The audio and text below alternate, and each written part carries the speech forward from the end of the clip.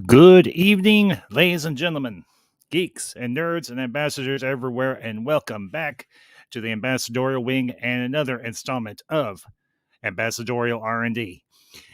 And if this is your first visit to the AW, I am glad you are here tonight. Hope you all enjoy the stream as always. Make sure you drop a like, share this out with all of your friends, and as always, if you are not already subscribed to the Ambassadorial Wing and you enjoy the content that I'm putting out, hit that subscribe button, hit that notification bell, and become a part of the AW.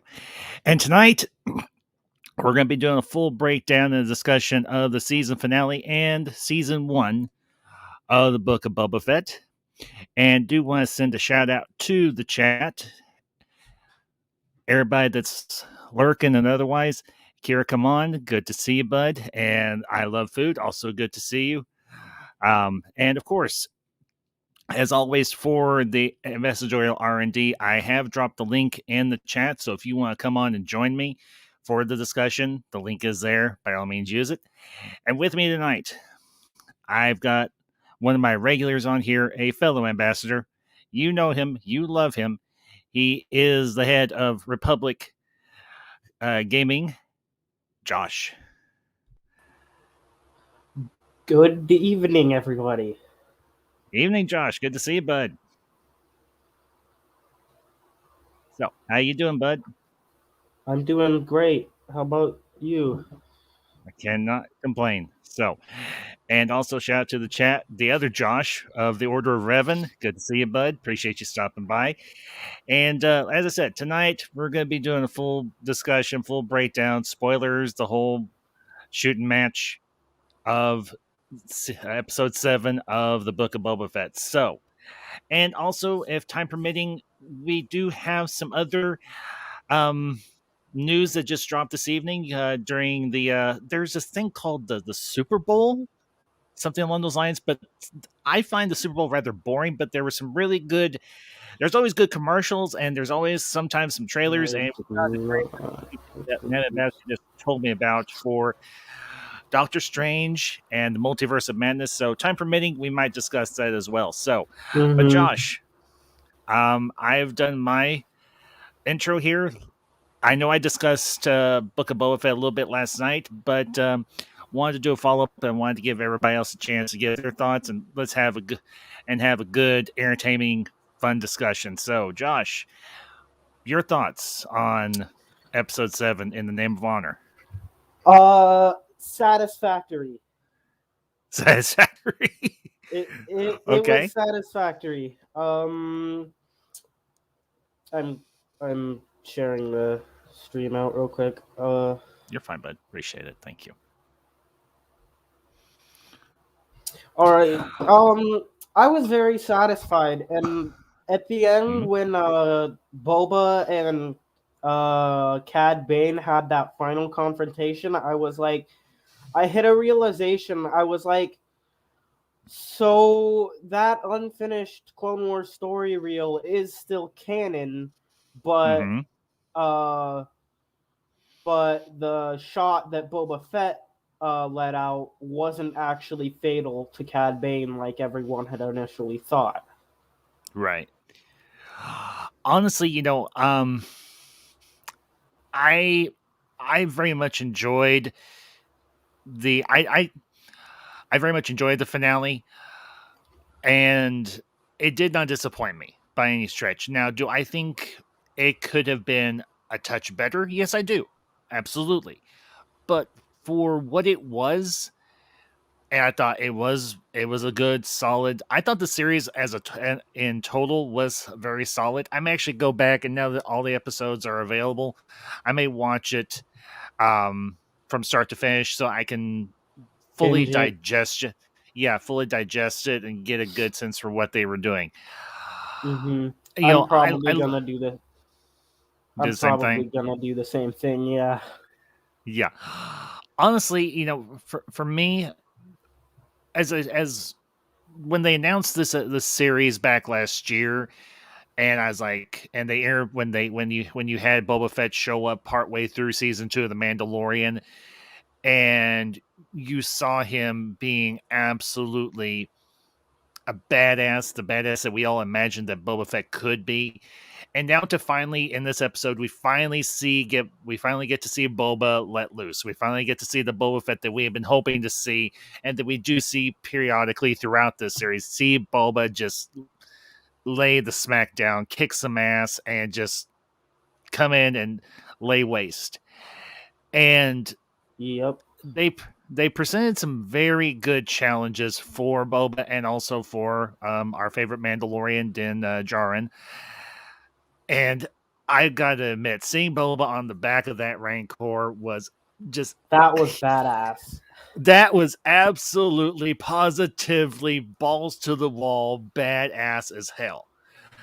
And Yeah. okay, now this discussion might be a little disjointed as in terms of how we go at it, but I have to say, at the start of the episode, when I saw that X-Wing, I was like, oh dear Lord, please tell me they're not going to do this to us again. And of course, they didn't. It was just Grogu in the X-Wing, no Luke. But I will say this, I'm glad Luke was not in this episode because honestly, I think having him on the board would have overshadowed everybody else. Everybody would Yeah. just been focused on Luke, and everything else would have been a wash. Yeah. But I will say this. Grogu's part in this episode, with 2 scenes, we get the sense that he has started to gain a better control of his Force abilities. Because let's be honest, him crippling that Scorponok droid and then him using Beast Mastery on the Rancor, I think Yeah. little Grogu's going to be just fine. Yeah, he don't need no Skywalker training. That Well, reminded me. Go ahead, Josh. Go ahead. That reminded me kind of a meme though. It's like a thing on Instagram Reels. It's like Mm-hmm. you. Oh, it's okay, Grogu. You can call me Master Skywalker. Grogu's like, last time someone said Master Skywalker, about 30 kids got their vibe checked and did not pass. Yeah.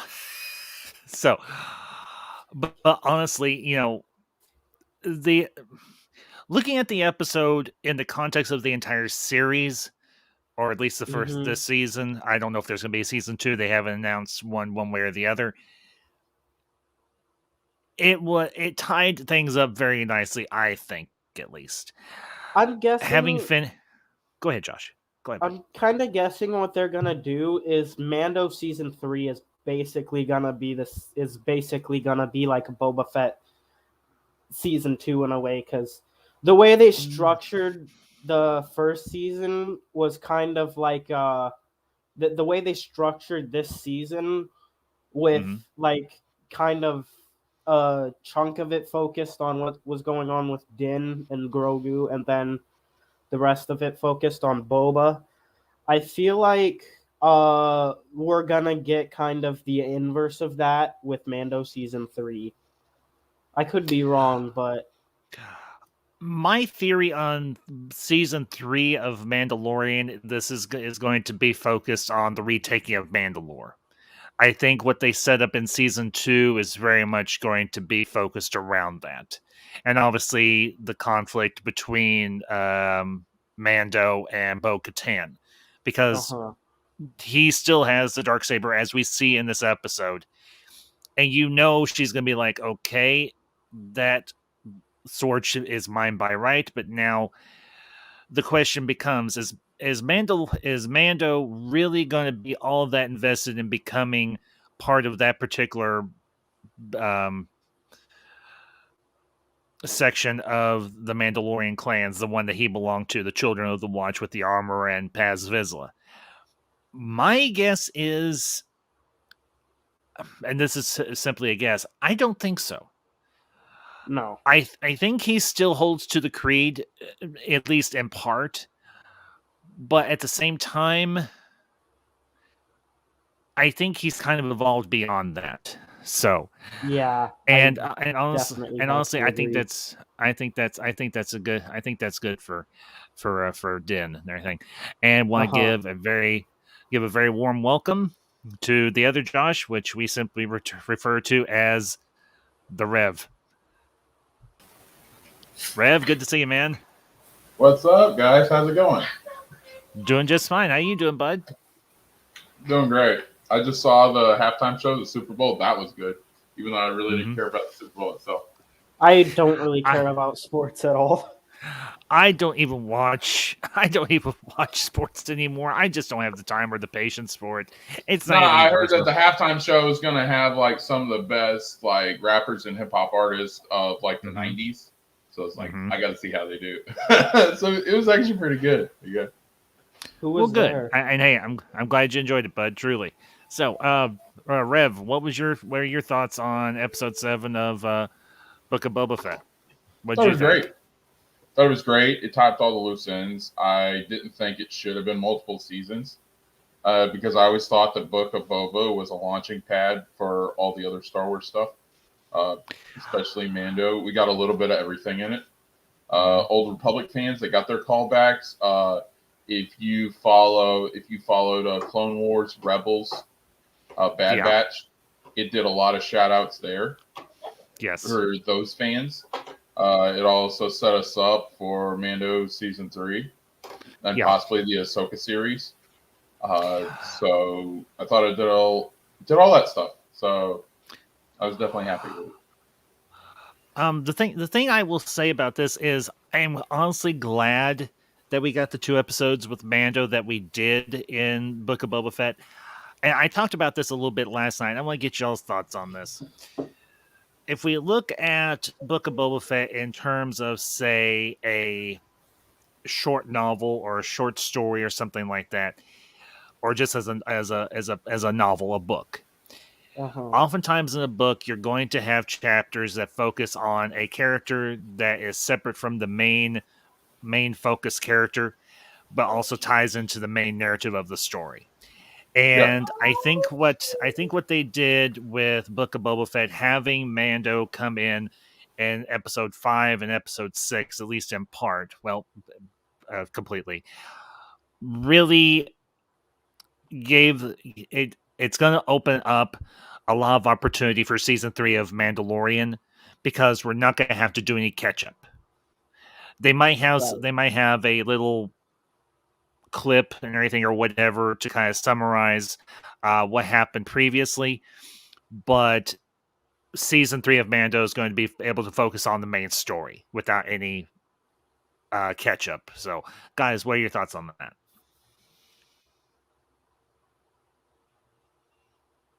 Uh, I think that yeah, we don't really need.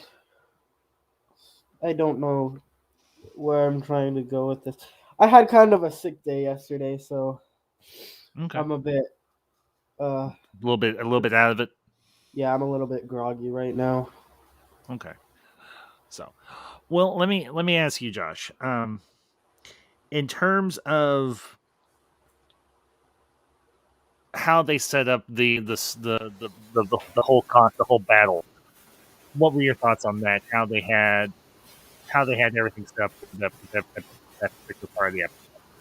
What I did you think? think it was set up really well, and that scene in the sanctuary with Mm-hmm. in the ruins of the sanctuary, Mm-hmm. that for me had heavy resemblance to the scene in Mando season 1 when we're first introduced to Moff Gideon Moff Gideon when Cara Dune and them are in that ruins of that in other building. the bar, yeah. Navarro, yeah. Yeah. That's the same vibe I got as well. So you're not alone there. I will say the montage of them, okay, showing Black Chrysanthemum in the Trandoshan corridor. He got the Gamorrean guards who R.I.P. the Gamorrean guards. Yeah. That made Much that honestly, respect to them.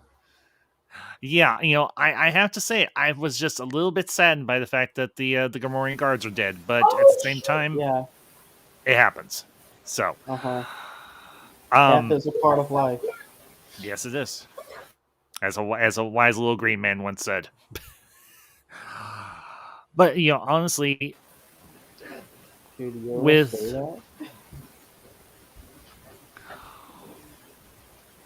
with that? how they structured the episode, you had Grogu brought in, and then you've got the initial negotiations, and then Boba's essentially like, okay, and he's like, I'm not leaving, I'm not running, and I'm staying right here and protecting my city, protecting my people. Yeah, Fine with that me. part I really liked because Mm-hmm. Boba was saying, Mando, you can go. I wouldn't blame you one bit. I won't hold it against you if you were to leave right now.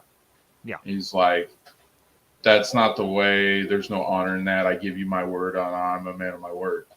This And is the freaking way. Boba says, you still believe in that bantha fodder? Yeah. It calls back to freaking Django. He was a pure Mandalorian, part of the 3 founding families of the Mandalorians, and like Django was against it. He thought it was stupid, and he just wanted to raise a family. And freaking so Boba, being his son, and clone, also freaking adapts that same philosophy. And I just thought that was so cool. And then when Mando and Boba teamed up, Oh my gosh. just Okay. like just the 2 of them, I thought was awesome. Yes, and I have to admit, when you've got the mayor's attaché saying, I can help negotiate," and you see Boba look at Din and Din look back at Boba, and you're almost like you can see the expressions on their faces, like, yeah, we're going to use you as a distraction. We're going to come out swinging. And Yeah. I have to admit, the little the childlike part of my brain was like, finally we get to see Boba and Din team up and kick ass together, and it was freaking awesome. My friend Zach Leary, he posted a thing on Twitter and everything, I believe. Yeah, it was on Twitter, and it was the cover for the game Army of Two, and I'm like, yep. Even though I'm not super familiar with that game, I was like, yep, that is absolutely accurate. So, I played Zach, it once, but yeah, I totally agree. it's seeing them, flying around with their jetpacks. It just, if you're a Star Wars fan, if you're an action movie fan, it makes your little geeker heart just be happy. Yeah. And I have to admit,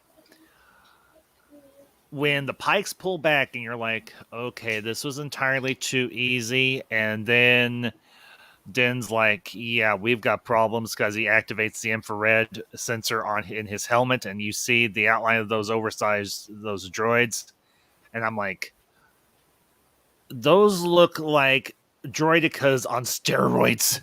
That's what those remind. Exactly what I said. That's exactly the same thing that I said. They did that. And what's her face? Pelly, the mechanic. She's like, "You've got a pair of Scorponok droids chasing you down. We got other things to worry about." And I'm like, whatever you want to call them, it looks like a pair of droidicas on steroids.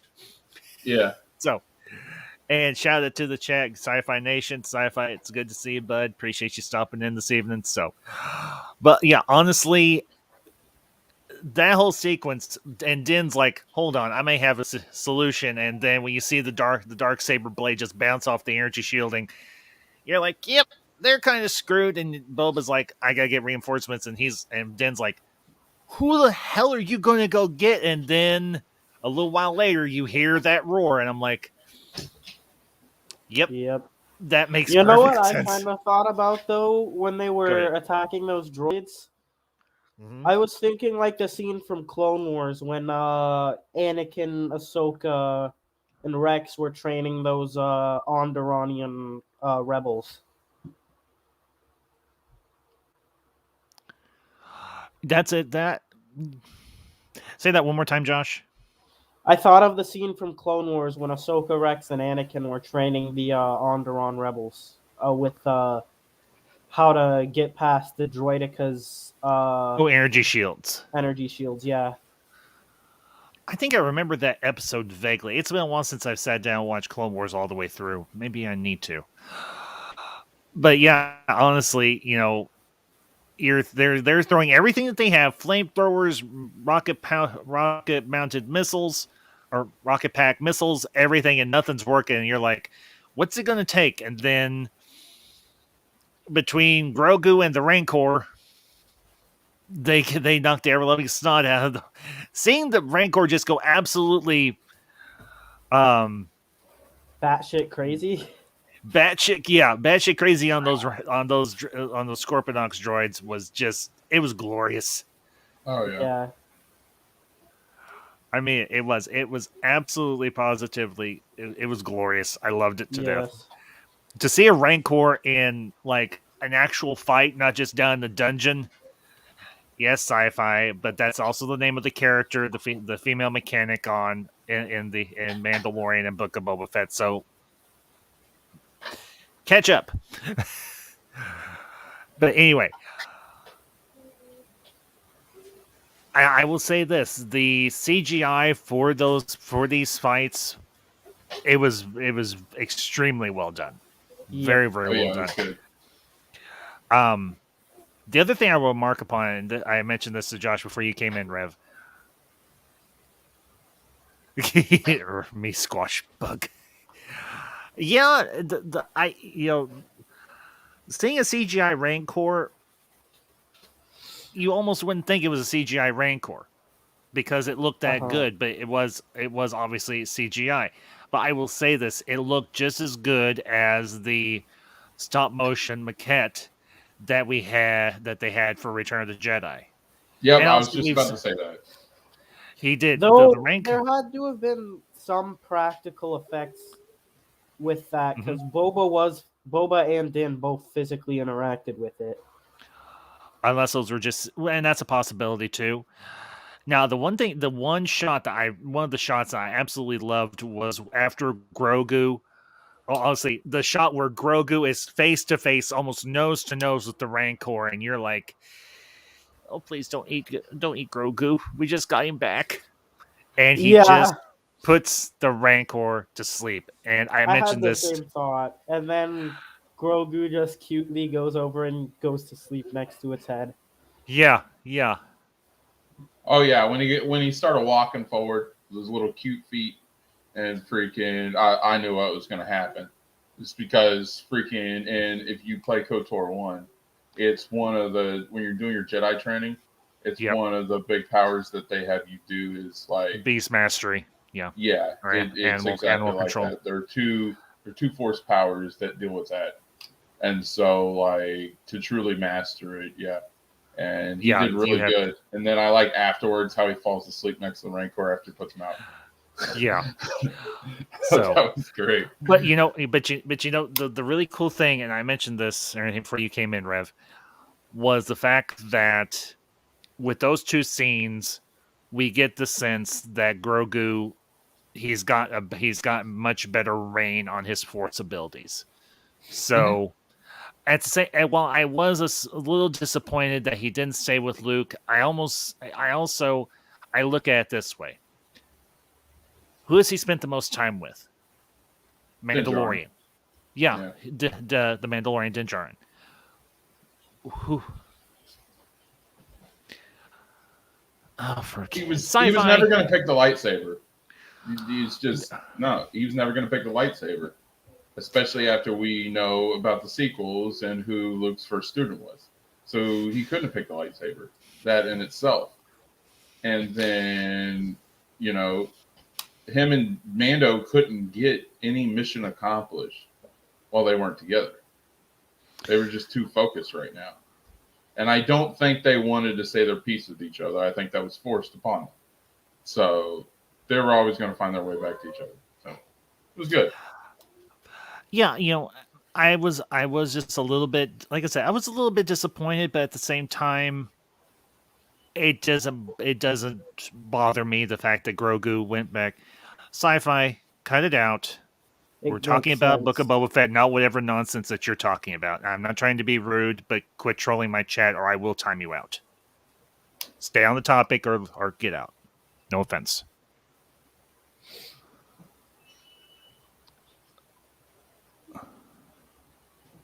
Hey, Ace, good to see you. I'll just pop your comment up here. And we may discuss this later. Just saw the Super Bowl ad for the Rings of Power. Looks like it will bomb hardcore. Hi, by the way. And we'll have to wait and see. I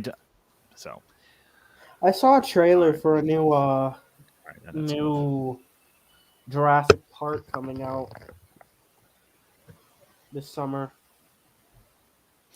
Yeah, I saw that too. That actually dropped a few that dropped a few days ago. And obviously we got the and we may not focus entirely on Book of Boba Fett because I do want to spend some time on it, but there is some other stuff that came up that I do want to discuss as well. But right now we're gonna focus on Book of Boba Fett. So, guys, let me ask you, how did you feel about them deciding that Cobb Vanth should take over as protector, essentially, of Tatooine / Mos Espa? Because we obviously got that that mid credit scene and everything that shows Cobb in the Bacta tank in Jabba's palace, well, Boba's palace now. Oh, I didn't even watch through the credits. I just kind of shoved it aside as that being as when Boba said my Bacta tank's currently in use. I kind of shoved it aside as it being like Chrysanthemum or someone who got injured in the fight. No, there was Josh or Rev. Did you get a chance to watch the mid credit scene? Oh yeah, I watched the whole. Me and the wife watched it the day after it premiered. Okay. Well, I don't know if he's taken over anything because Boba didn't. It's like the way they ended it. It was off they're kind of riding off in the sunset, but like managing the town still. So I don't think Boba gave up his power by any means. But I do think that they wanted to help Cad Vance. So yeah. Uh-huh. Well, that post credits was a little underwhelming. I thought the post credit was going to be some big introduction to the series. You should have never left the Marshal without his armor. Yeah, and I do want to discuss anything. I know we touched on it a little bit. The two scenes with Cad Bane in the episode. Well, the two scenes between Cad Bane and Boba in the episode. Rev, what were your thoughts on those? I liked it. I liked when they finally had the showdown because that's what we all wanted to see, Boba versus Cad Bane. And then they had some nods to freaking Clone Wars, which I thought was really cool. Yeah. Personally, for me... Yeah, Josh? Oh, no. I was just saying, okay. Okay. Honestly, I look at... The way I've looked at the series is in two different perspectives, two different lenses. I looked at it from the genre of a crime story, but I also looked at that from the perspective of a Western. I very much the way I've watched this series is very much as a Western, and I think the two scenes with Cad Bane are very much lean into that genre very heavily because you've got two older gunslingers. That's the way I look at Boba Fett and Cad Bane. Kind of one's at the end of his life. The other one is trying to reshift, trying to find a new life for himself. And I honestly, I found it very sad. I thought it was very satisfying seeing Boba take out Cad Bane because that was honestly the last link to his old life as a bounty hunter. And honestly, I think it was very poetic, Boba using the gaffy stick to kill Cad Bane. So, what are your guys' thoughts on that?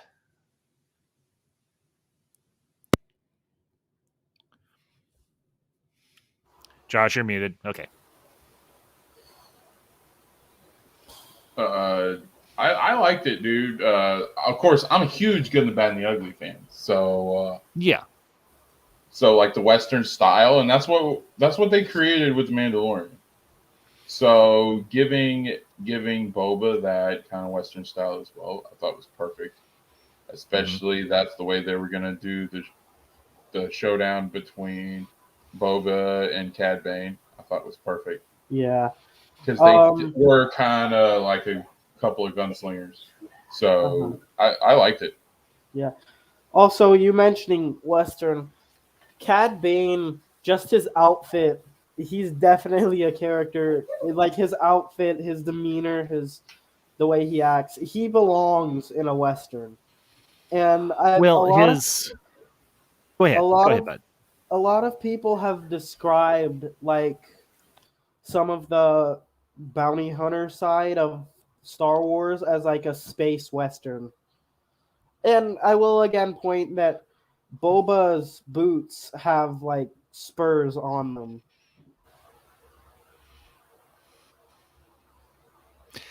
Well, and here's the thing.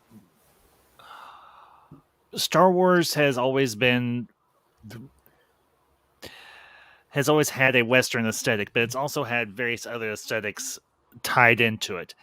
And if you look at Robert Rodriguez's body of work, a lot of his stuff has kind of leaned into the Western genre as well. I mean, if you look at, say, the movie Desperado, if you look at, for heaven's sakes, Once Upon a Time in Mexico, those movies, particularly the ones with Antonio Banderas as the mariachi, this very much is within Rodriguez's wheelhouse, and I can't say I disapprove because I don't, because the other influences obviously that we've had in Star Wars very heavily leans into the Akira Kurosawa films like Seven Samurai and a lot of the samurai genre films.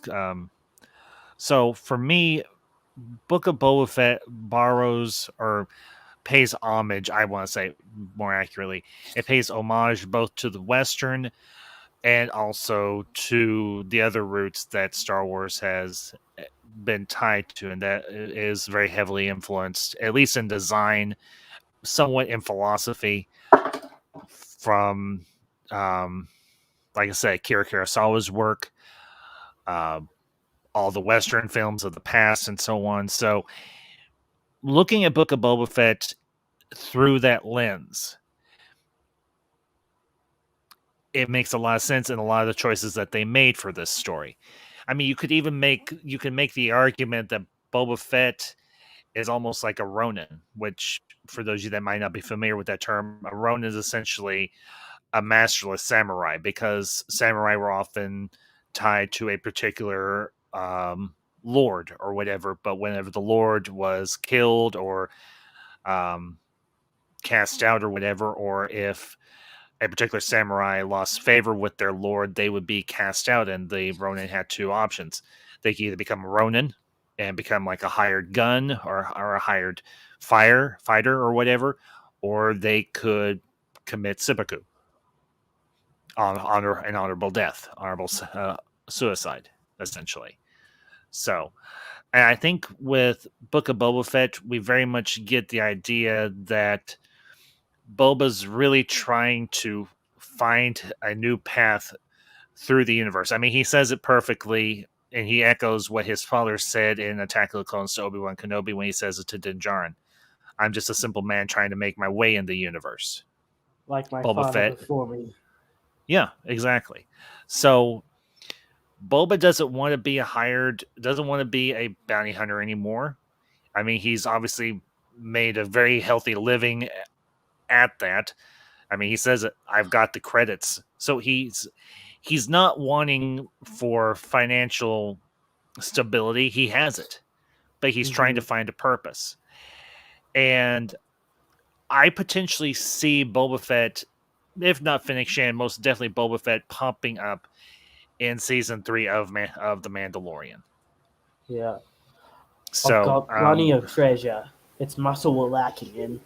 Yeah, exactly. So, guys, what do you think about that? I mean, I don't have any solid evidence to support that theory, but what do you think the odds are of Boba Fett popping up in season 3 of The Mandalorian to aid in the retaking of Mandalore? I do think he's going to be a big part of it. Just because, well, because Din stuck around to help him when he needed it, so I see no reason why he wouldn't stick with Din to help him out. Rev, your thoughts?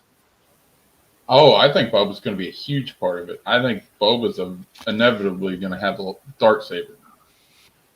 I think he's going to be the leader in the Mandalore because he's finally going to embrace his destiny, which is part of, Fett's were one of the top of Fett's, Vizslas, and Ordos were the top 3 families that founded the Mandalorian clan, basically. So I think Boba's going to be way up there. That's a possibility. Because of the one line that he said in Book of Boba. He said, "It's taken me a long time to realize this, but a man is nothing if he doesn't have a tribe." Or that's something true. To that effect. No, you quoted accurately. And you may potentially be right. I don't know if he'll necessarily be the leader, but he could potentially most definitely be a supporting factor or supporting figure in that regime, possibly. Yeah. So freaking Boba isn't young anymore either. You don't see many old guy bounty hunters, especially in Star Wars. I think Hondo is kind of an older guy. But he's a other than that, and then he's a pirate, not a bounty hunter. Yeah, Hondo Okanda is more of a pirate / smuggler. He's not so much a bounty hunter. Oh, okay. So, yeah. In fact, Cad Bane was probably the oldest bounty hunter they had. Yeah, and from what I understand, Duro's only lived to be about 60 some odd years, and he was probably in his 70s, give or take. Yeah. So considering the first time we saw him was in the Clone Wars animated series, I mean, he was introduced in that series.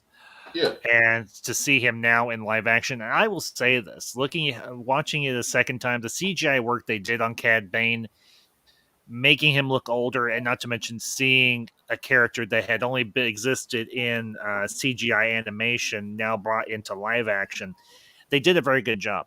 And Josh, not you, Rev, Josh.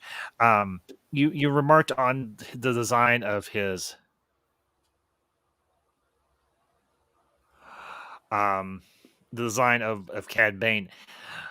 I don't know if you've ever seen any of the Sergio Leone movies that Clint Eastwood did, Fistful of Dollars, For a Few Dollars More, and Good, the Bad, and the Ugly. But there's a character by the name of Angel Eyes, played by the late Lee Van Cleef. And his costume design is I think they use that as a heavy influence for how Cad Bane's costuming was done as well. So, and go ahead, Josh. Talking about the Duro lifespan, their age groups are as follows: 1 to 9 years is a child, 10 to 14 years is a young adult, 15 to 35 is an adult, 36 to 49 is middle-aged, 50 to 69 is old, and 70 plus is venerable.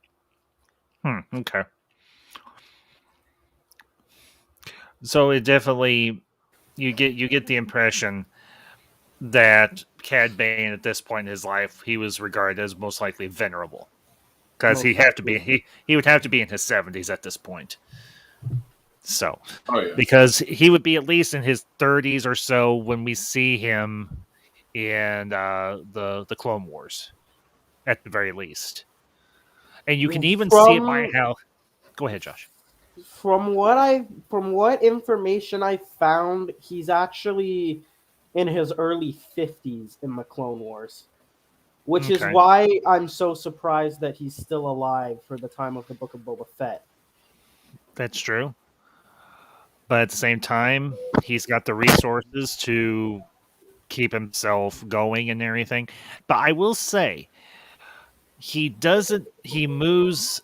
If you watch how Cad Bane moves in the episodes that we see him in, he doesn't move as quick as he used to. There's a slowness in his step. His reflexes might still be relatively sharp, but the way he moves, he's an older. This is an older fella and everything. This isn't a younger man, and you get obviously Boba as Cad says to him, you've got your father's blood pumping through your veins, and he's still got that fire, and he's still not at the top of his game, but he's in better condition considering his lineage, and as of course Jango Fett, one of the deadliest and most profitable, or most feared and respected bounty hunters in the galaxy at his time. I mean, it took a Jedi Master to take him out, for Pete's sake. Let's just be honest here. So it didn't surprise me seeing Boba get the upper hand on Cad and then end up taking him out. So,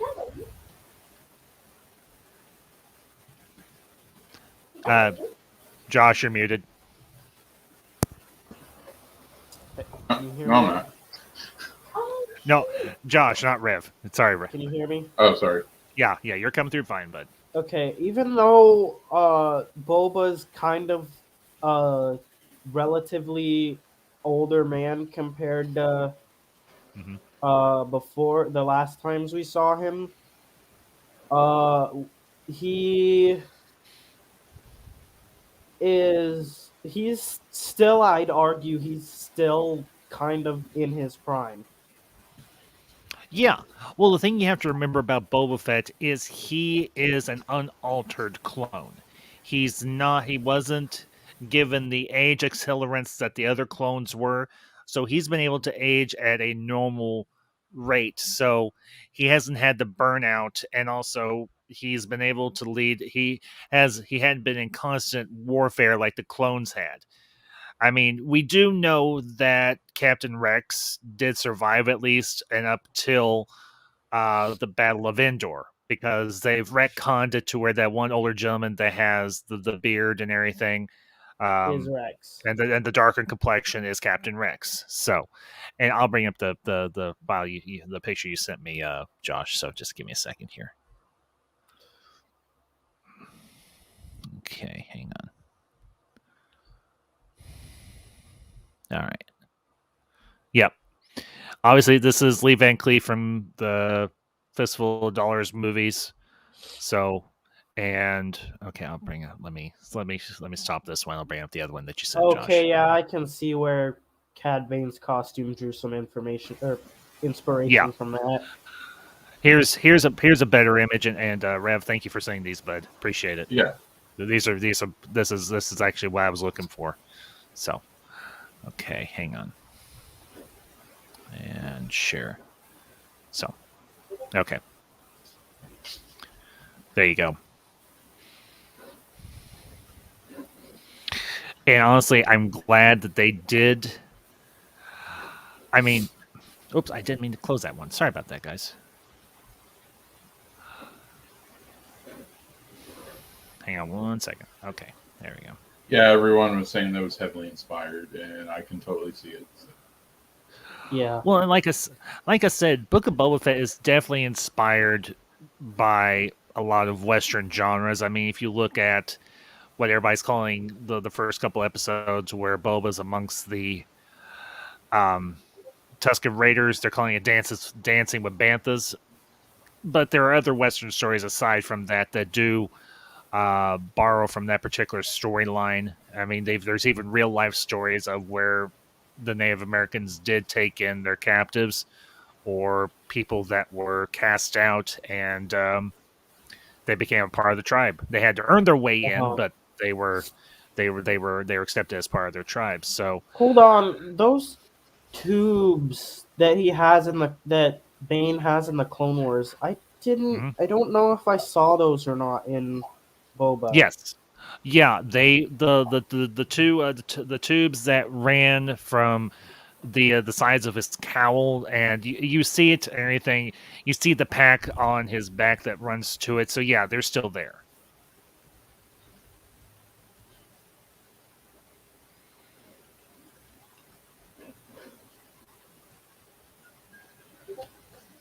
Oh, Josh, Tim Possible's a friend of the channel and everything. He has a channel of his own as well. So now I don't know if I Love Food is referring to Josh or the Rev. So No, me and yeah, which one?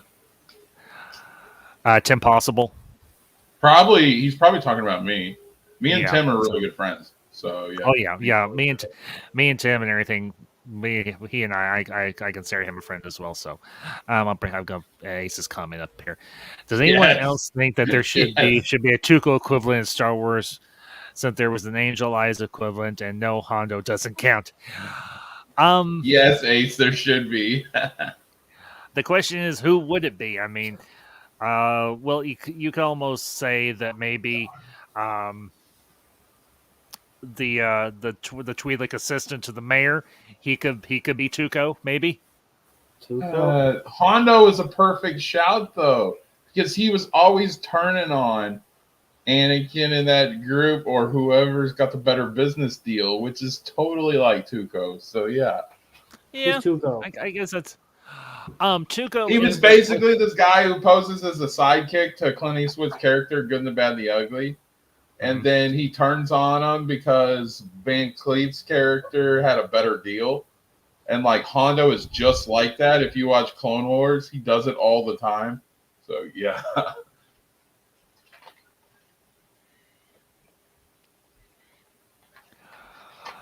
Yeah, I'll pop the link in later and everything when I've got a few minutes, Josh. So, yeah, I could. I'll go ahead and do it. I can see that now. Yeah. And for those who might not be familiar, Tuco was played by the late actor Eli Wallach, and he was a great. He honestly he was a great character. I'm probably when I start the ultra retro reviews, I'll definitely put that on the roster for movies I'll do reviews on, because okay, Josh, that's fine. We'll see you when you get back, buddy. No worries. So, Josh had to step away for a few minutes, but yeah, as we've already kind of hit upon, the Book of Boba Fett and even Mandalorian very much have leaned into the whole Western genre in terms of the storytelling elements that they use for these two series. I have a feeling Ahsoka probably won't lean into that quite as much, because her series is going to be a lot different, and I'll be interested to see. Obviously, the story we're going to get is, I think, her searching for Ezra Bridger, most likely with oh, what's her name? The one Mandalorian girl. Damn it, I'm drawing a blank. Not Bo-Katan. Not Bo-Katan. Sabine? The one. Sabine, that's it. Yeah. I know all about Mandos, even though I'm not a big Mando fan because I was a Revan fan, but yeah.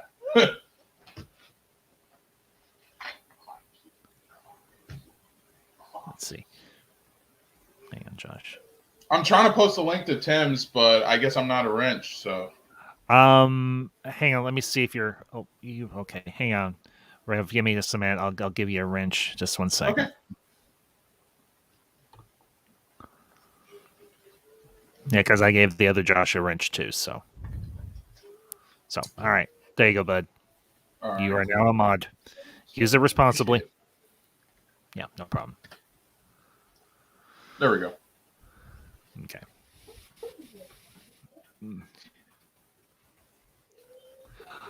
but yeah, honestly, look, we're gonna spend a few more minutes on Book of Boba Fett because there are a couple of the topics I want to discuss and everything. So, and here's a face that I am familiar with, but I have not ever seen pop up in the chat. Blue Harvest Toys. Blue Harvest, it's good to see you. I think I'm actually subscribed to your channel, and I've actually checked out a few of your videos. So thank you for stopping by this evening. Appreciate it. So, and good to see a fellow Star Wars fan as always. So, Yep. but honestly,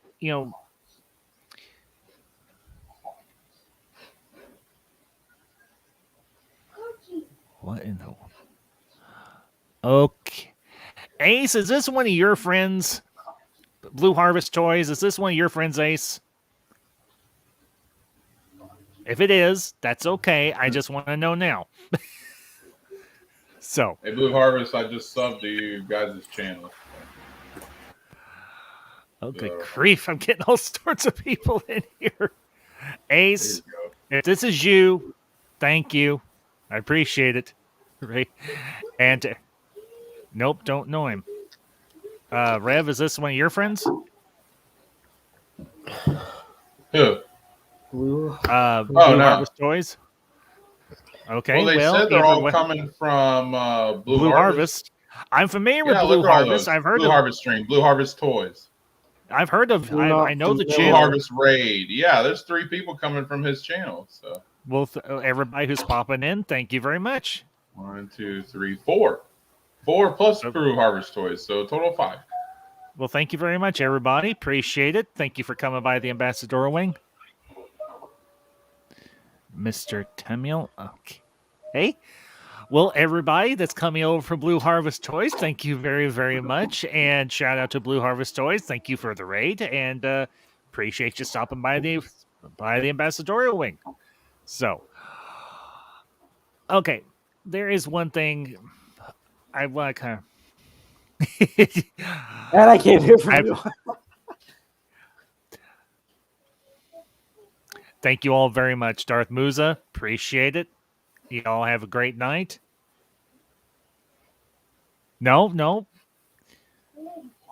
Appreciate you all stopping by, truly. So thank you all for being here this evening. So, and as always, thank you for the likes. Thank you for stopping by. And Blue Harvest, much love, much respect to you as well. So you have a great night. And I'll try and the next time you stream, I'll try and return the favor. So,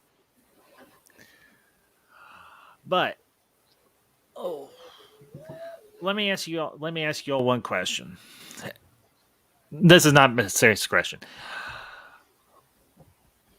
In terms of all the live action series that we've gotten for Star Wars thus far, does it make a difference in terms of them trying to correct the mistakes that were made in the sequel trilogy, or do you just look at this as new expanded universe? How do you what's y'all's take on that? I think they're moving totally away from the sequel trilogy.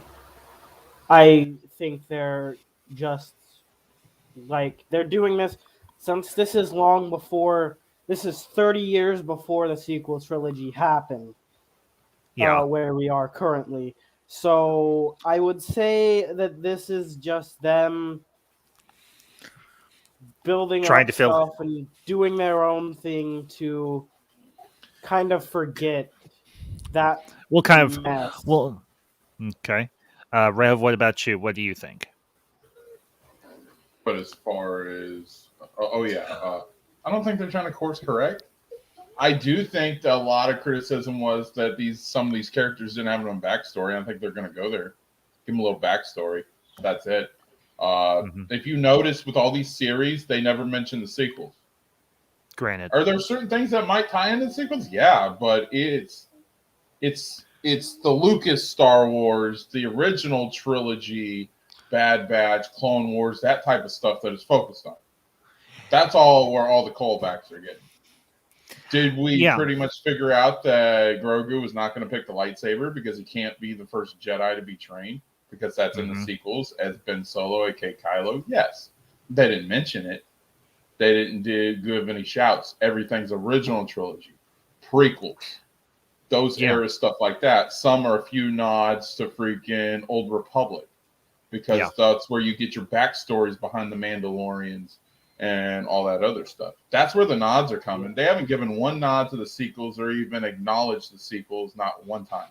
It's all been either original trilogy or sequels or prequels. Or prequels. So yeah. The way I've always looked at that I've looked at these two series thus far, I look at it as new expanded universe. Because here's the thing: I know everybody, and I do understand everybody's perspective on how they felt about them decanonizing the expanded universe. I did feel a pang of that did bother me.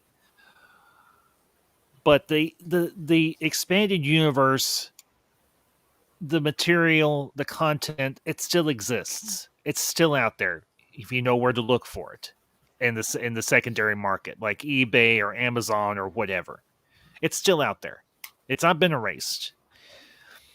So when I watch Book of Boba Fett, when I watch Mandalorian, when I'll eventually watch Ahsoka and Obi-Wan and Cass and the Andor series, to me this is all new expanded universe. And I might even, at some point, I might start to pick up the High Republic books and so on, because it does seem there's some quality there. There is some interesting stories and everything that might interest me. Mm-hmm. I mean, even with the Acolyte. Go ahead, Josh. I've heard the High Republic isn't that good. I do have one of the books, but I haven't opened it yet out of fear because most of the times when people in this fandom say something isn't good, I haven't liked it either. And and that's fair. Honestly, I will love Star Wars till I close my eyes to this world. When I'm a man old and gray, if I live that long. And it doesn't. The sequel trilogies, they're there, or the sequel trilogy, it's there. But I'm not dwelling on it. It doesn't. I don't sit here stewing over it all the time, and I don't pretend to stew over it all the time either. Because, as I said, with this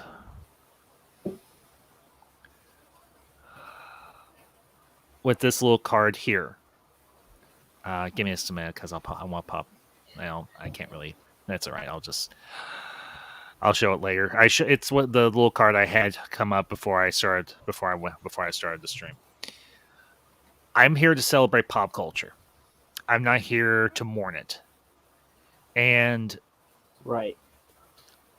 I enjoyed Book of Boba Fett. Is it a perfect series? No, it wasn't. There were some issues with it. I'm not going to sit here and lie to you. I'll say that there was some problems with it when there was. But I'm also not going to be a chronic neg either.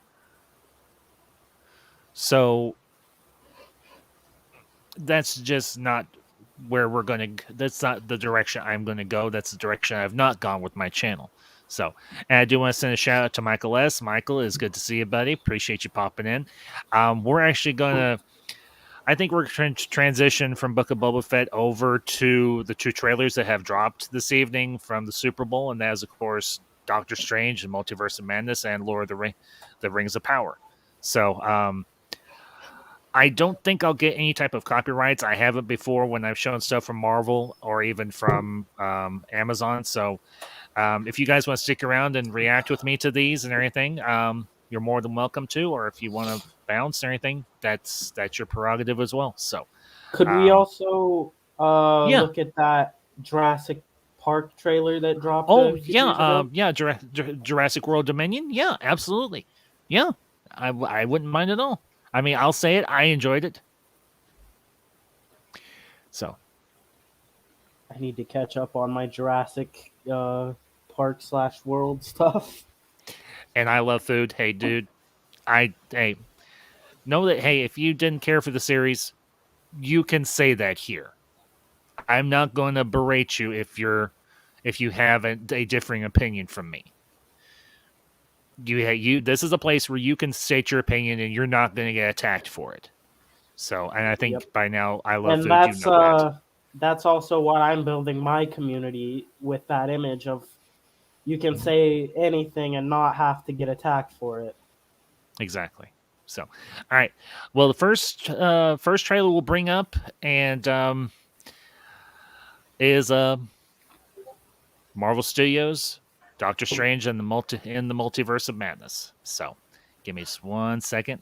Gotta make sure I clicked all Michael those S.'s statement is perfect. I'm looking in the chat right now. Okay. I can't exactly see it. I've got. I'll read it while you're looking that up. Okay. It says, "Don't let people get to you. Yeah, it was not the best show ever, but it's decent enough. It was just a fun Star Wars show." Exactly. That's perfect. I agree. So, all right. No, Michael, it was not like WandaVision. It was way better.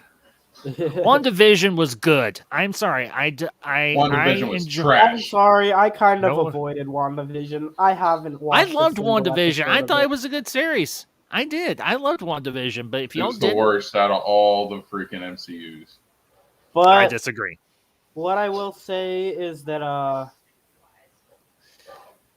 I'm sorry, guys. I'm Rev. I'm going to disagree with you. I thought WandaVision was awesome. Fun debate. I know. Having a fun debate. You liked it. I didn't. Like exactly. It's all good. All right. I have got, and I'm going to put this on theater mode so we can see this properly. So, all right. Here is a trailer. Doctor Strange and the Multiverse of Madness. Here we go. Yeah.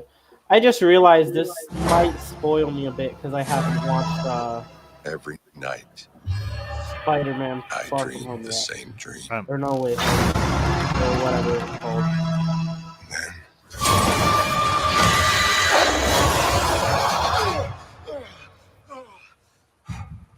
The nightmare begins. I did what I had to do to protect our world. You cannot control everything, Strange. You opened the doorway between universes, and we don't know who or what will walk through it. Wanda, what do you know about the multiverse? Viz had his theories. He believed it was dangerous. He was right.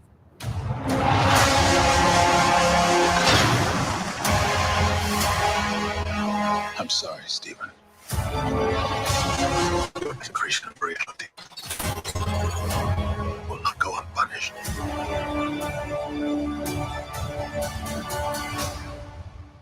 We should tell him the truth. Does anybody recognize that voice, or was it just me? What? The voice just now? Did anybody recognize it? Tell him the truth. Let me back up just a little. Rev, what about you? Did you recognize it? I just stepped away for a second. Play it. Oh, okay. Yeah, play the part again. Okay. Hang on. Let me back up a little bit so you...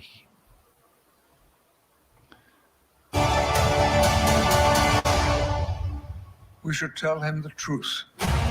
Patrick Stewart. Thank you. And who does Patrick Stewart play? Charles Xavier. Yes. Professor X. Yes. X-Men. Yes. Yes. The X-Men in the MCU. I've been waiting for this for so long. Yes. To quote one of my all-time favorite movies, and there was indeed much rejoicing. I read Mad Ambassador shared the synopsis or shared a something from a website. The Illuminati is going to be introduced in this movie, and that is, of course, Professor Xavier, a variant Doctor Strange, I would wager. Hank Pym and Reed Richards himself, Mr. Fantastic. Yes. So, geeks everywhere, rejoice! I am All excited. right, moving on. Moving on.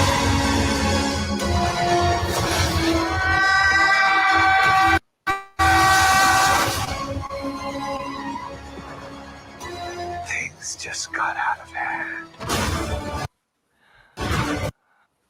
And I still think that's the variant Strange from What If, but I could be wrong.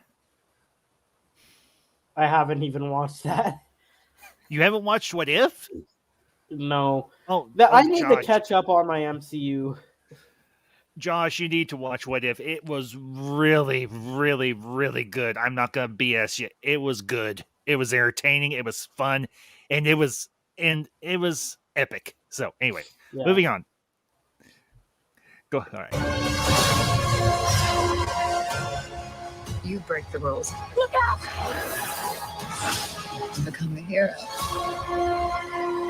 I do it. I become the enemy.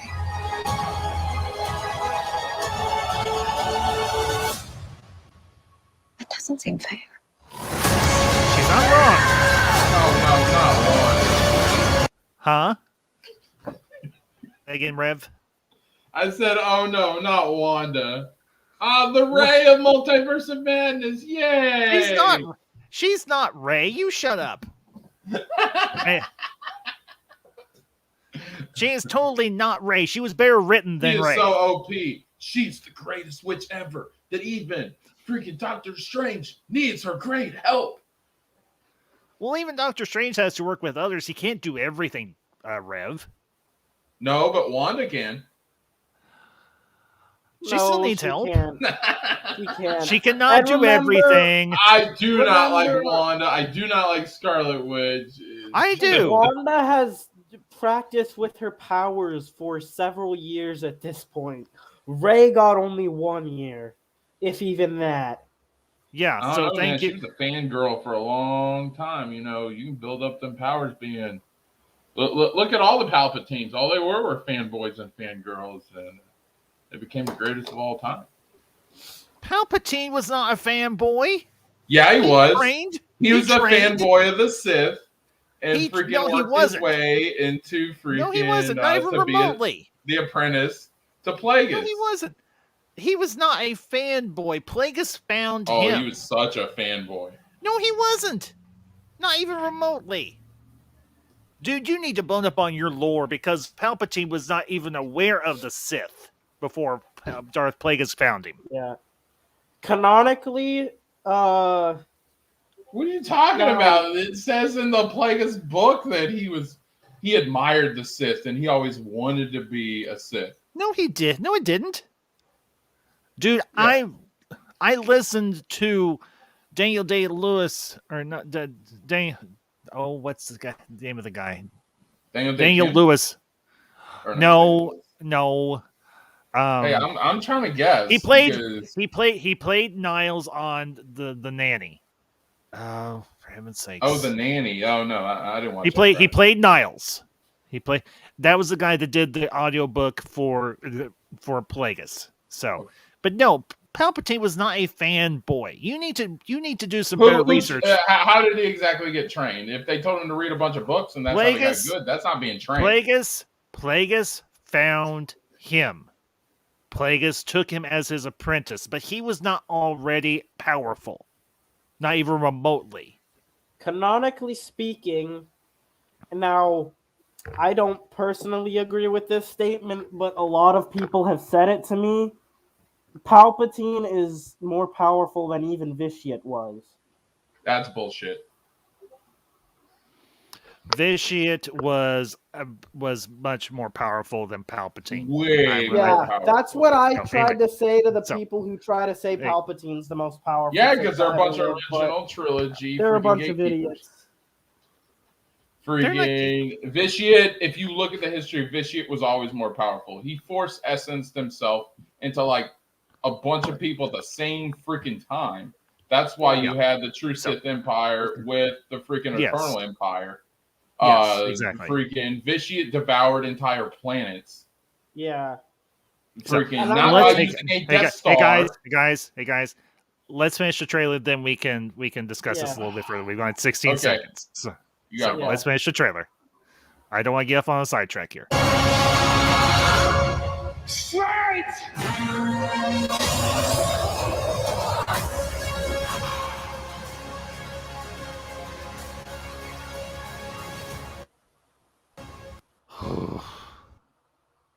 So That we is heard Professor Ball's X's voice. yeah. Yep. So we heard Professor X's voice, and you mentioned Reed Richards. Now this brings up a theory that I have heard several times of who will be the MCU's next big bad. Will the next big bad be Doctor Doom, or will it be one of the X-Men's villains? My theory is it's going to be Kang. Kang Who? is going to be the next Kang the Conqueror. Oh, Josh, for heaven's sakes, okay. No, That's right. I know who you're talking about. Okay. I love food. Was that Dementors from Harry Potter? No, it wasn't. So, all right. You obviously didn't watch Loki, so you don't know about this. Yeah. Loki was so good. You say that, and you say you hated WandaVision, but they all connect. Just because they all connect doesn't mean they're on the same level. Yes, they are. Yes, they are. Okay, let's not make Ambassador salty. Oh, I'm not salty. Me and Rev have done this before. We're good. Don't worry. Oh about yeah, it. we're really good friends. There we is just mess around. Anyways, what were you saying, Ambassador? Okay, Kang. Okay, in Loki, the main villain, the head of the TAS, is Kang the Conqueror, known as the one who goes by the moniker "the one who remains." Kang the Conqueror is a main villain for several different Marvel teams, particularly the Avengers, also for the Fantastic Four to a degree. They introduced Kang in the final episode of Loki series, which obviously we're getting a season 2 for Loki. He is a distant relation of Frank the Richards family. Obviously, Reed Richards and Sue Storm Richards, and he's from the 31st century. And he has all sorts of highly technological, very advanced technology. He's a master strategist. He can time travel. He can dimension hop. The whole shooting match. My guess is he's going to be the next big bad for this phase of the MCU. Do you think we might see potentially like Galactus or those kinds of characters in the MCU? Almost definitely. I mean, with the introduction of the Eternals and the Celestials, yes.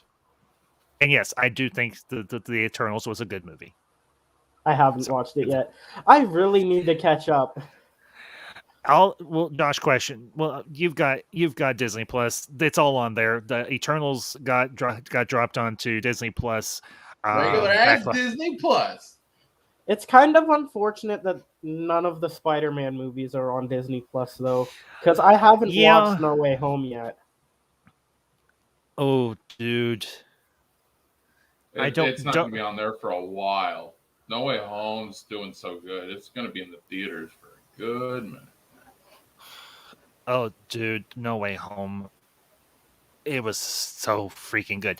Oh, and for those of you that might be interested, this is thanks to work, because I work for a major retailer. Eternals drops on home video this coming Tuesday. So if you're interested in that, there it is. So I'll be watching it whenever the wife has more time off. Yeah, me and the missus. I went and saw it in theaters. I saw it in IMAX back in November, and I absolutely loved it. So we haven't been able to get out to a movie together in a little while and everything. But I'm hoping, obviously, it's not going to be this weekend, but hopefully next weekend we can. So, but yeah, just like I said, there's that little bit of news and everything. If you're wondering, when's Charles going to drop on home video? Tuesday. It comes out Tuesday. You know who I've wanted to see in the MCU since the day Disney acquired all of the other properties? Who? Silver Surfer. Give him time. I'm telling you, Josh, with the introduction of the Eternals and everything, that's opening up the cosmic element of the MCU in a major way. Not to mention with Guardians of the Galaxy and also with Thor to a degree. We're going to be getting more of those cosmic characters as time goes. Yep, Love and Thunder's coming up in a few months. So, yeah. All right, well... All right, we've got a couple more trailers to look at. What's the other... I wanted to look at the Lord of the Rings of Power, the Amazon Plus series, so Amazon Prime series. So, give me just a minute to share it, and we'll give it a peep. All right. You guys excited to see Natalie Portman in a superhero movie? Yes, I am. I'll give it a shot because her as Padme was off. She can only do so much with the dialogue that she's given. Let's be honest. George Lucas might be a great visual storyteller, but when it comes to dialogue, he stinks. Yeah. And I love George Lucas. I do. I absolutely love George Lucas. So it reminds me of a meme where it's like, there's Poe saying somehow Palpatine returned. And then there's Lucas with what's her face, the chick that played Ahsoka in Mando and Boba Fett. Rosario Dawson. Yeah, with her in costume, and he says, and they said my dialogue was bad. Yeah. Yep. All right. Here is the teaser for Lord of the Rings, The Rings of Power. Haven't you ever wondered what else is out there? There's wonders in this world beyond our wandering. I can feel it.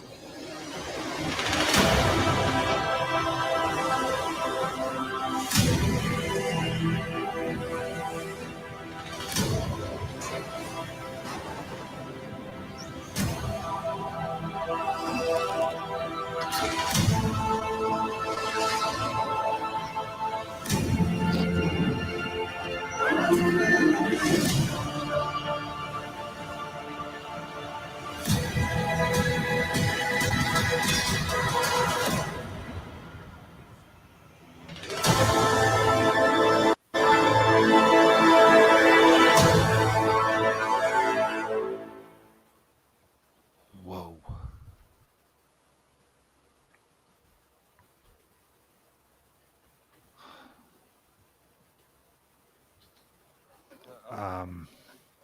That was cool.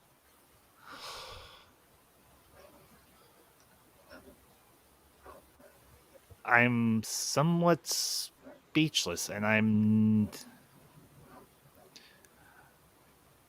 that's Ambassador. How big of a Lord of the Rings fan were you? Like when they did the movies? Dude, I have read practically everything. Okay. I have so it's safe to say you're a huge fan. Yes. Okay. That I need to watch that again, guys. Just indulge me for a minute. I'm sorry. Wow. No, you're good. Okay. It's all good. We're just chatting Star Wars in the chat. I'm winning my case. What else is out there? There's wonders in this world beyond our wandering. I can feel it.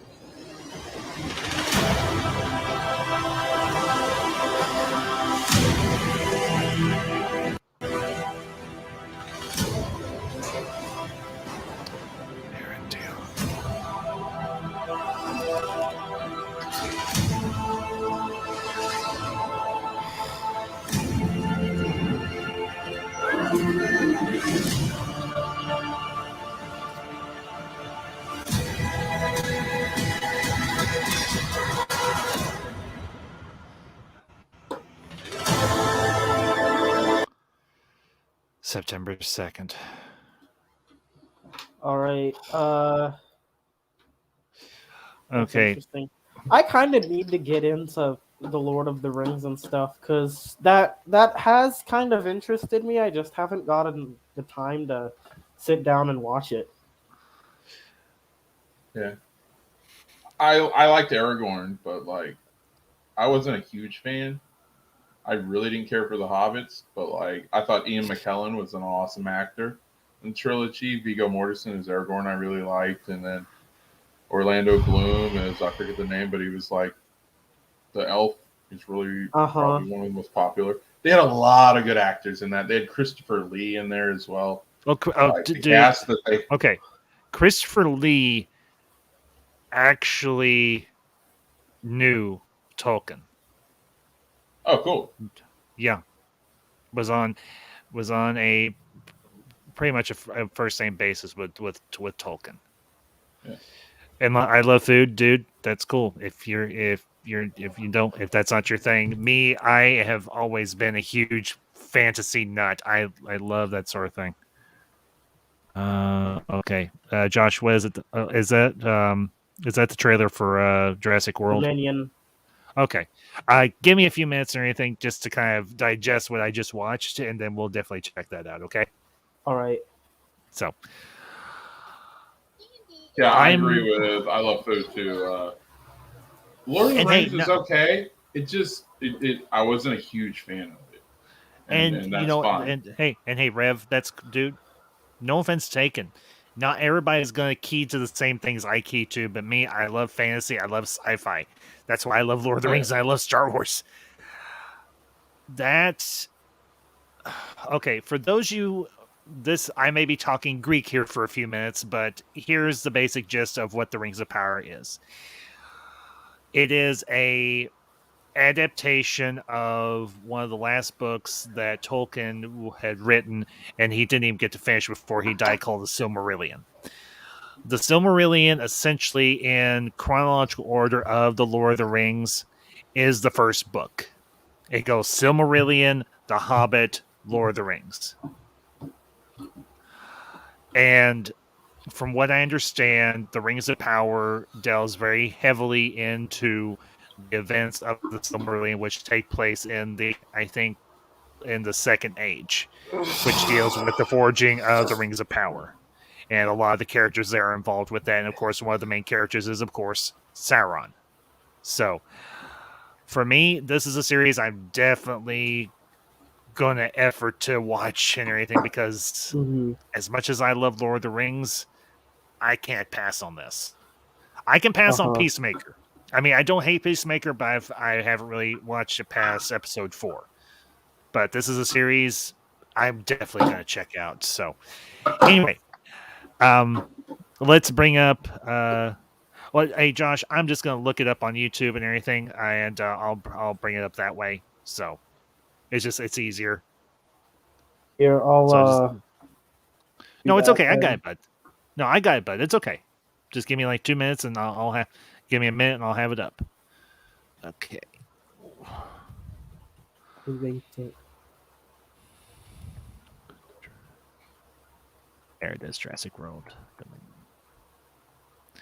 I love the fact that you just type in a couple of letters, and poof, it's right there. Okay, this is the one I want.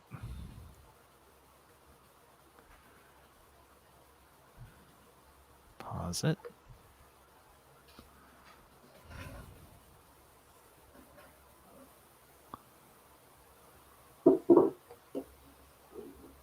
And I love food. Hey, dude, that's your perspective. You're entitled to it. I don't share the same one, so, but hey, all's fair in love and war. All opinions here says the opposite. How is it woke? It just seemed like it was pretty much a moving stills with some music in the background. I didn't see anything woke about it. He's referring to some of the casting because they've casted people of color and so on. I guess I don't know. What? As long as they're playing certain characters, what like an elf that's black or something like that? Like so what? Like I said, Anyway, all right, I've got Jurassic World Dominion queued up here, so let's give it a look.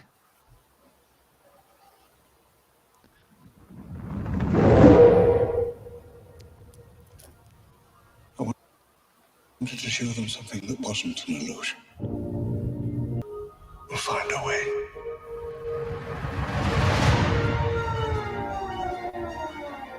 We can't keep her here forever.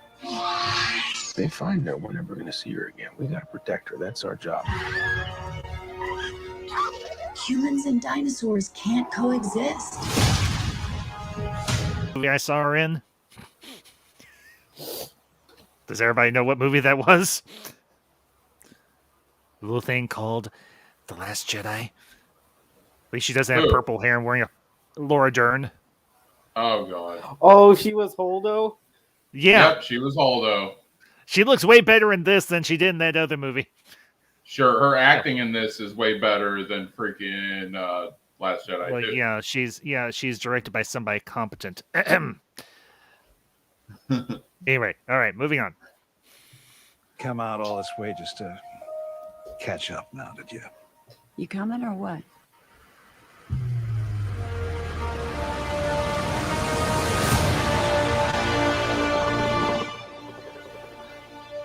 We're racing toward the extinction of our species. We not only lack dominion over nature, we're subordinate to it. Who's got all the originals coming back? June 10th. I didn't mean to do that. I will say this okay, hang on, let me stop screen share. I will say this. I have always been a fan of Jurassic Park. I love the original 3 movies. I like Jurassic World. I like Jurassic World 2. I'm excited to see this. I really, truly, honestly am. I am very excited to see this. Well, it's got No. Sam Neill in it, so it's gonna be good. Yes, it's got Sam Neill. You've got the. All right, I'm going to say this. This is almost like Ghostbusters Afterlife, only in this version, everybody's still alive. Although I will say it, Ghostbusters Afterlife was freaking awesome, and I did get it on 4K, and I am very happy. Awesome. I'm gonna say, I know every single dinosaur just about that was in that. Yep. Well, I know what they are. Like, the thing that grabbed the plane they were in, that's a Quetzal, however you call it. Quetzalcoatlus, I think it's called.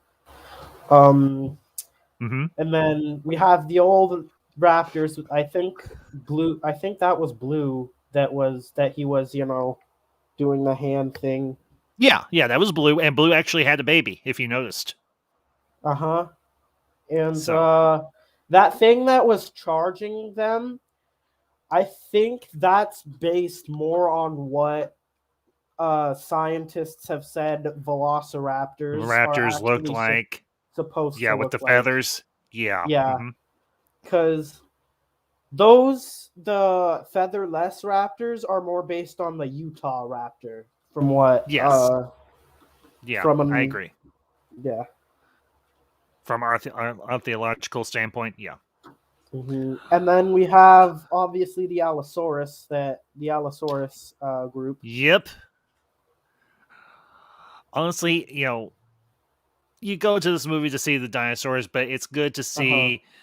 For those of you that might be wondering who the young girl was with Chris Pratt and Bryce Dallas Howard's character, that's actually the young girl that was introduced in the last movie.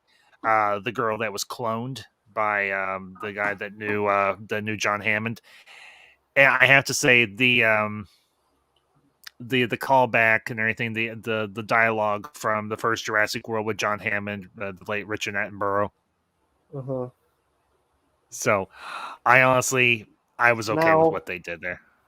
I wonder if the big dinosaur we see at the end, that we only really get the shot of the foot.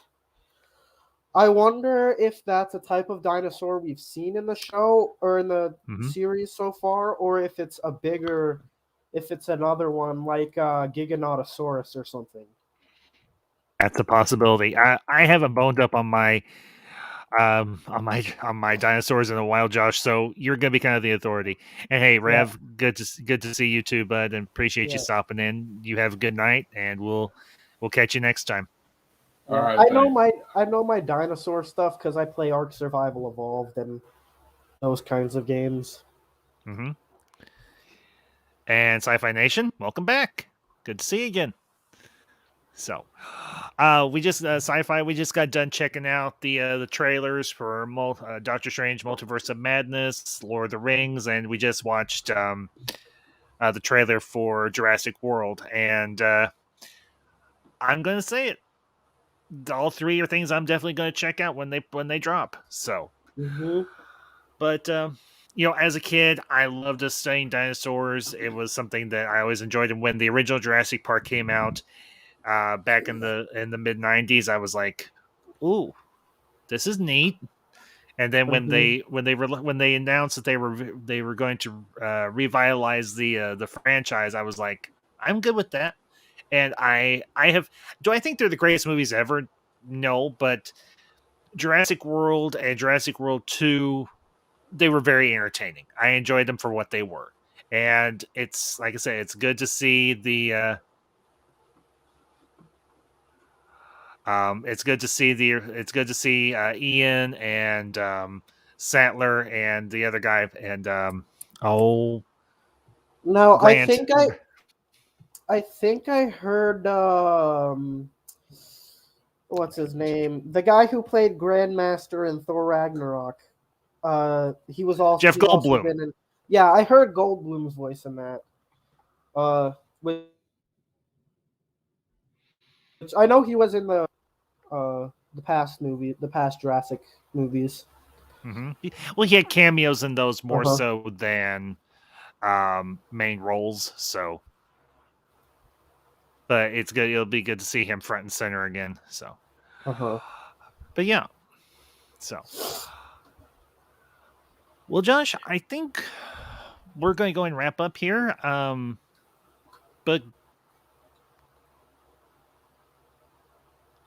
But what? I'm going to give you the opportunity to give your final thoughts on what we discussed this evening. And my final thoughts are Book of Boba Fett had a killer season 1 finale or series finale if they don't take it any further. Yep. And then Multiverse of Madness, Jurassic World, Dominion, those are two things I am very excited for. Of course, I have to definitely catch up on my MCU before I go and see... Before I can even consider seeing Multiverse of Madness, because I'll probably be well lost. But just a little bit. Finally getting the X-Men in the MCU and that kind of stuff, that is exciting. And you know what? When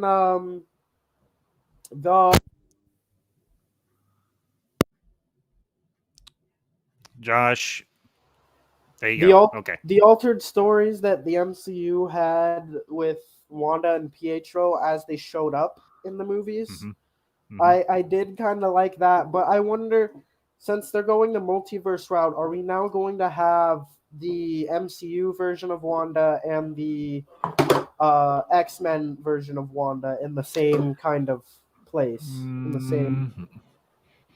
I don't think so. I think they'll keep it they'll keep it just one Scarlet Witch, one Wanda, honestly. So, and I'm good with that. So, anyway, and to the chat, Keely Chow, good to see you, bud. We're actually getting ready to wrap up, so you're kind of getting in at the end of the party. So, but this party's not quite over. The party's never necessarily over, but we do sometimes have to shut her down. So, but everybody, I want to thank y'all for tuning in tonight. If, as always, you catch us on the replay, leave your thoughts down in the comment section on anything that we discussed this evening. regarding Book of Boba Fett or Doctor Strange, Lord of the Rings, or Jurassic World. And of course, we will be back next week with another Ambassadorial R&D. I haven't decided what I'm going to be doing next week. I might not be doing an R&D. I might be doing a retro review. I just haven't decided what movie yet. But I do want to thank all my new subscribers. I want to thank my returning subscribers. Thank you all for being a part of the Ambassadorial Wing. I appreciate you all, as always, being a part of this community. And I hope you enjoy your time here. And I appreciate y'all being a part of this journey. So, that being said, folks, you have a great night. Have a great week. Stay ambassadorial. May the force be with you. Stay ambassadorial. And these are the ambassadors. Signing off.